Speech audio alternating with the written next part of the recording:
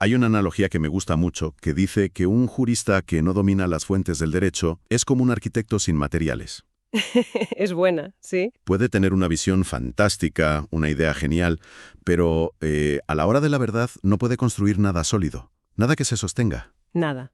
Bueno, pues en el análisis de hoy vamos a meternos de lleno en esa caja de herramientas, en lo que podríamos llamar el ecosistema normativo de Colombia. Me gusta mucho esa palabra, ecosistema. Y la idea no es hacer una lectura aburrida de leyes, sino entender algo, yo creo, más profundo. ¿De dónde saca el derecho su fuerza? La pregunta clave sería, ¿de dónde emana la autoridad de una norma? Exacto. Y sobre todo, desde un punto de vista práctico, ¿cómo se juega estratégicamente con estas herramientas? O sea, ¿cuándo te apoyas en la ley, cuándo en una sentencia, y en qué momento la costumbre te puede salvar un caso? Has dado en el clavo con ecosistema, porque de verdad que funciona así, como un sistema vivo, donde todo está interconectado. Y para entenderlo, hay una fecha clave, 1991. La Constitución. La Constitución de ese año fue un punto de inflexión total. Antes, el panorama era mucho más simple. La ley era la reina indiscutible. La protagonista absoluta. Sí, casi la única. Pero la Constitución del 91 lo cambió todo. Creó un sistema con varios jugadores, jerarquizado, sí, pero donde la ley tuvo que empezar a compartir el trono. Vale. Así que hoy vamos a desglosar esos 4 pilares que mencionabas. La ley, la jurisprudencia, la costumbre y la doctrina. Pero con una idea siempre presente. Todos giran en órbita alrededor de un gran sol, que es la Constitución. Perfecto. Pues empecemos por lo más evidente, ¿no? El pilar que todos conocemos. La ley. Supongo que es el punto de partida de cualquier caso, el piso normativo sobre el que se construye todo.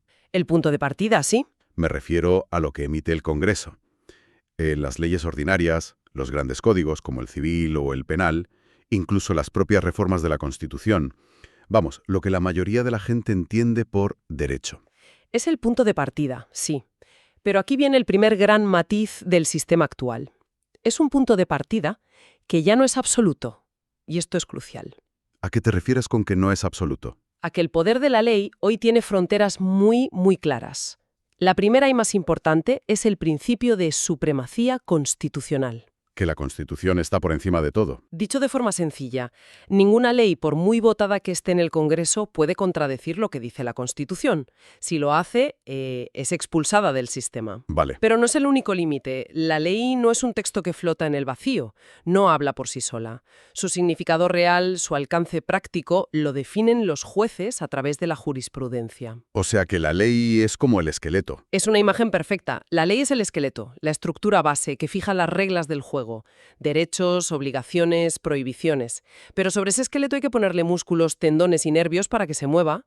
Y eso lo hacen las otras fuentes. Vale, me gusta esa imagen. Y si la ley es el esqueleto, los músculos y tendones que le dan vida y movimiento serían la jurisprudencia. Aquí es donde, para mí, la cosa se pone de verdad interesante. Es donde está el corazón del cambio de paradigma. Claro, porque si la ley la hace el Congreso, pero quien de verdad dice lo que esa ley significa son los jueces, el poder se desplaza, ¿no? Se desplaza y se enriquece. La jurisprudencia, que son las decisiones de los altos tribunales, no crean leyes nuevas desde cero, pero sí crea lo que llamamos derecho interpretativo. Y eso, en la práctica, es potentísimo. Es que hoy en día un profesional del derecho que no domine la jurisprudencia está sencillamente fuera de juego, porque es ahí donde se define cómo se aplica la ley a los casos concretos. Espera un momento. Esto me llama mucho la atención.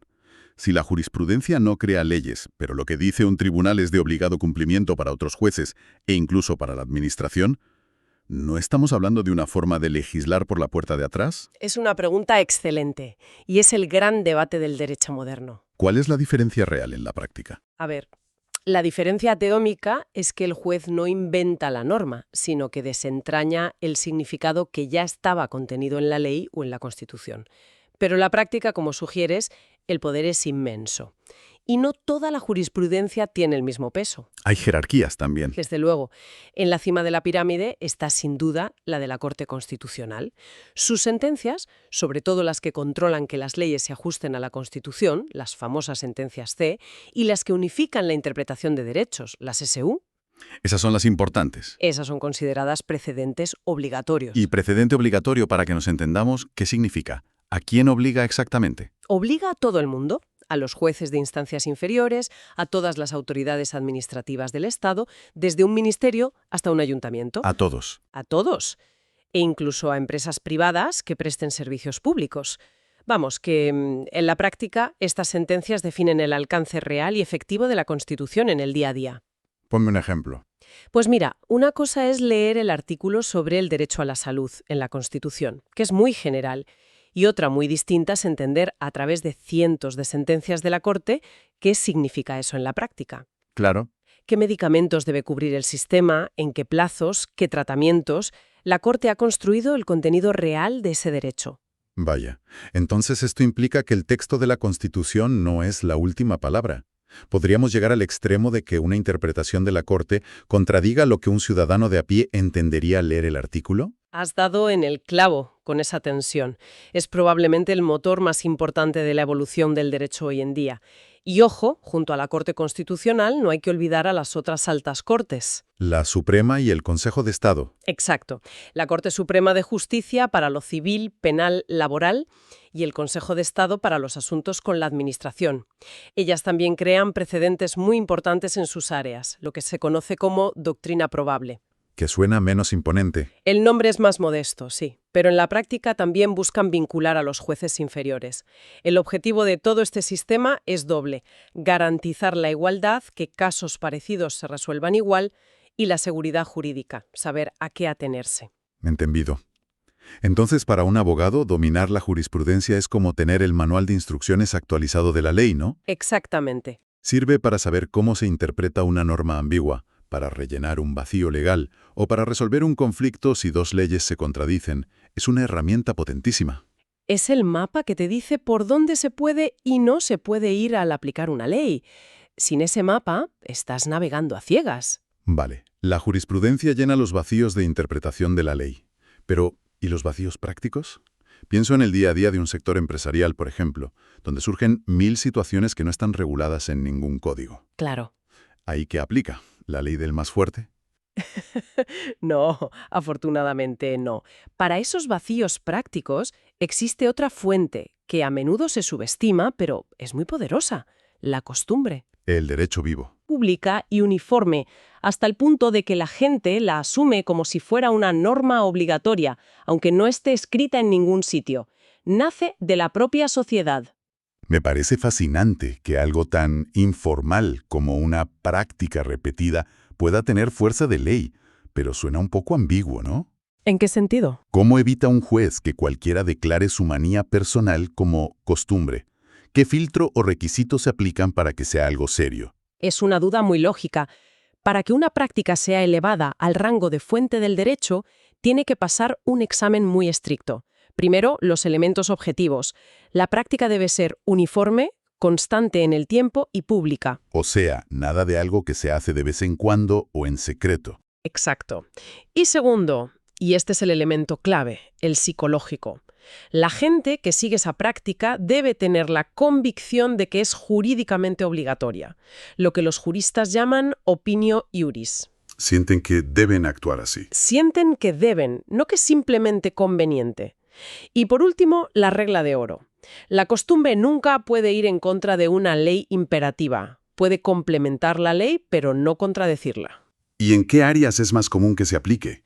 Su terreno de juego por excelencia es el derecho mercantil. Imagina que en el sector de las flores siempre se ha entendido que entrega en 24 horas significa antes de las 5 de la tarde del día siguiente. Una costumbre del sector. Pues si un contrato solo dice entrega en 24 horas y hay una disputa, un juez usará esa costumbre para interpretarlo, aunque no esté escrito en ningún sitio. También es clave en derecho internacional y, por supuesto, en los sistemas jurídicos de los pueblos indígenas. Entendido. La costumbre rellena los huecos del día a día, los de la práctica. Pero, ¿qué pasa con los huecos conceptuales? Cuando una ley usa un término súper abstracto como buena fe o abuso del derecho, ¿de dónde sacan los jueces el significado? Ahí entra el cuarto pilar, la doctrina, supongo. Exacto. Si la costumbre es el derecho que nace de la práctica, la doctrina es el derecho que nace del pensamiento, del estudio. De los expertos. Sí, es el análisis reposado de los grandes juristas, catedráticos, autores de prestigio. sus tratados, sus artículos, sus estudios. Vendría a ser como el think tank del derecho, ¿no? El análisis de los que se dedican a pensar en ello a fondo. Esa es una metáfora perfecta. Y aunque lo que dice un profesor en un libro no es obligatorio para un juez, su influencia es enorme, pero más sutil. ¿Cómo influye?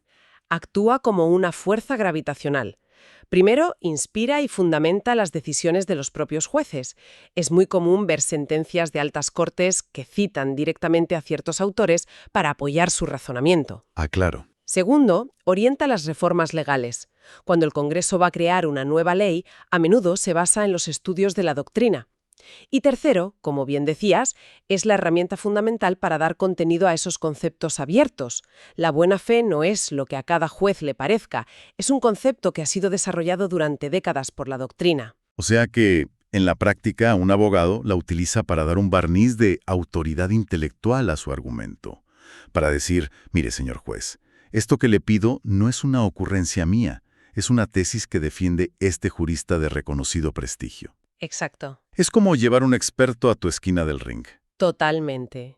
Es un sello de calidad y de profundidad conceptual.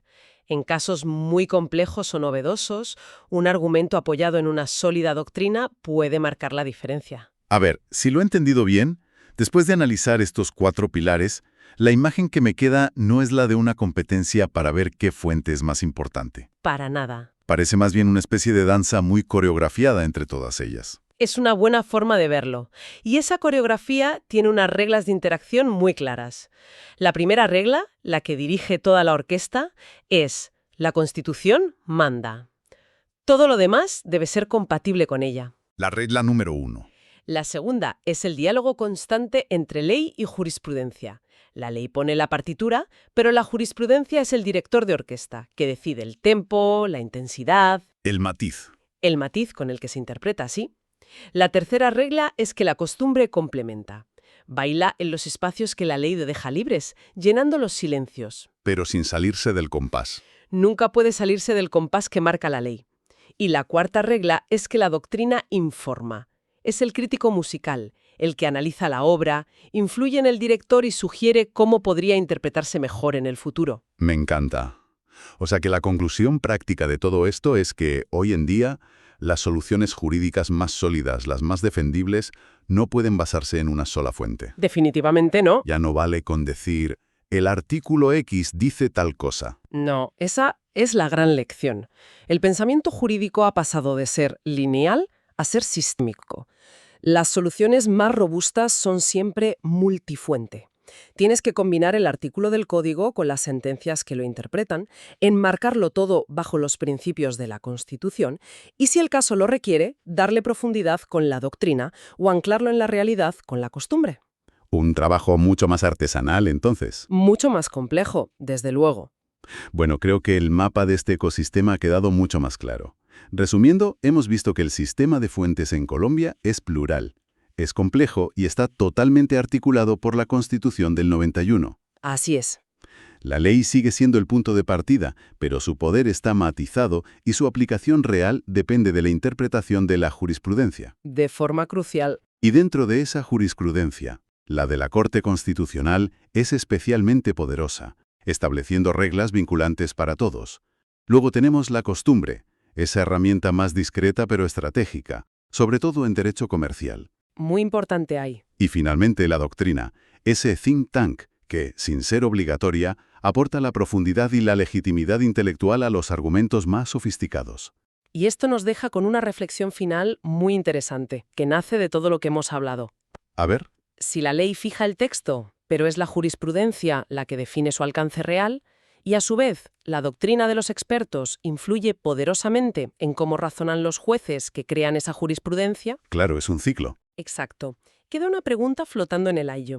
En la práctica diaria del derecho, en esa construcción constante de la norma, ¿quién tiene realmente la última palabra?